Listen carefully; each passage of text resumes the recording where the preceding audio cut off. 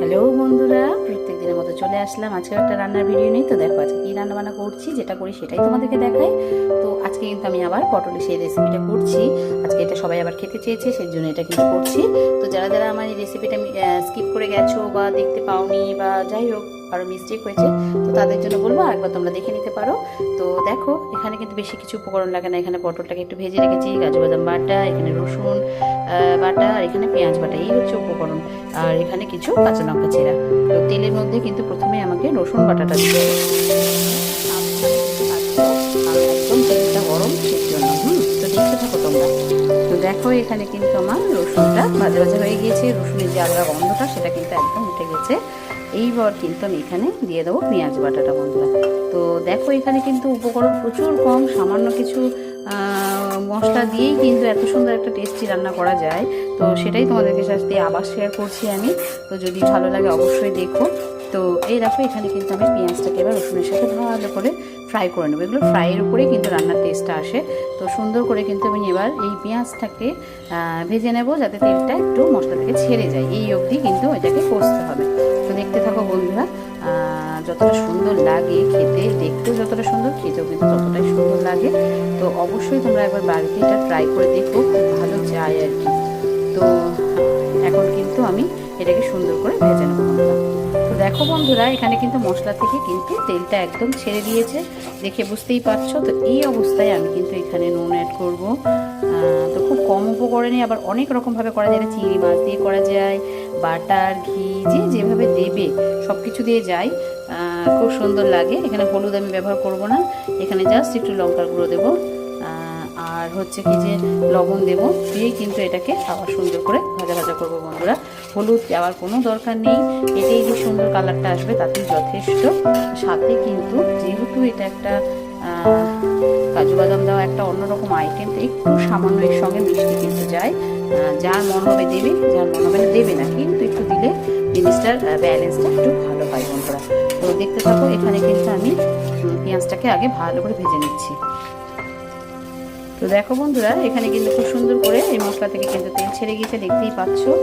তো এবার কিন্তু এখানে আমি কাজু বাদাম বাটাটা দিয়ে দেবো বন্ধুরা, আর সুন্দর করে এর সাথে কিন্তু এবার আমি আবার কষিয়ে নেবো। দেখতেই পাচ্ছ ভাগে ভাগে ভাগে ভাগে কত রকম করে কষিয়ে নিচ্ছি। যতটা সুন্দর করে কষানো যাবে ততটা সুন্দর কিন্তু খেতে লাগবে। এখানে কিন্তু কুচনো কিছু কাঁচা লঙ্কা আমি দিয়ে দিলাম চেরা চেরা। যাই হোক, তো এবার কিন্তু এখানে সুন্দর করে বাদামটাকে দেওয়ার পর একটু জাস্ট নাড়াচাড়া করবো, তারপরে কিন্তু আমি পটলটা অ্যাড করবো। দেখতে থাকো তোমরা, কেমন লাগছে অবশ্যই জানাবে কিন্তু বন্ধুরা।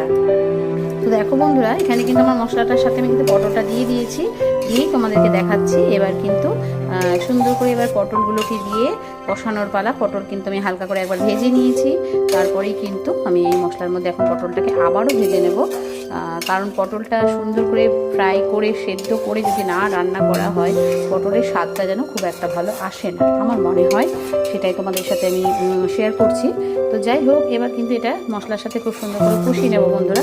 এই রান্নাটা পুরোটাই তোমরা তেল বাদ দিয়ে, তেলকে স্কিপ করে টোটাল বাটার দিয়ে করতে পারো বা ঘি দিয়ে করতে পারো, কিন্তু আমি গরমের কথা মাথায় রেখে এগুলোকে অ্যাভয়েড করে পুরো এমনি নর্মাল তেল দিয়ে আমি করছি, তাতেও কিন্তু খুব সুন্দর যায়।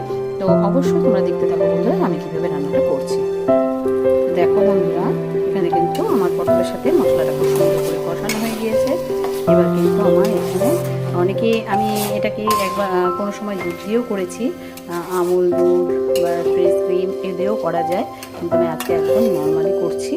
তো এখানে কিন্তু আমি জল অ্যাড করে দিলাম বন্ধুরা, দেখতেই পাচ্ছ।